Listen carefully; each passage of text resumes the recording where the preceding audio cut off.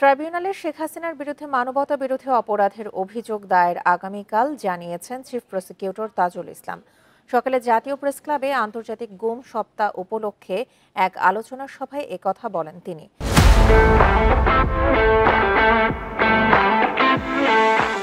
Chief prosecutor জানান, বিচারের কাজ পুরোদমে এগোচ্ছে। তদন্ত শেষ করতে যুক্তিসঙ্গত সময় লাগবে। 10 থেকে 15টি উল্লেখযোগ্য গুমের ঘটনার তদন্ত সম্পন্ন হয়েছে। জুন মাসের মধ্যে প্রতিবেদনগুলো পাওয়া যাবে। তাজুল ইসলাম বলেন, জুলাই আন্দোলনে নিহতদের ভুলে গেলে আয়নাঘর বিদ্যমান থাকবে। মানবতাবিরোধী অপরাধকারীদের বিচার অবশ্যই হবে। ডিসেম্বরের মধ্যে জুলাই অগাস্টের হত্যাযজ্ঞের বিচার দৃশ্যমান হবে।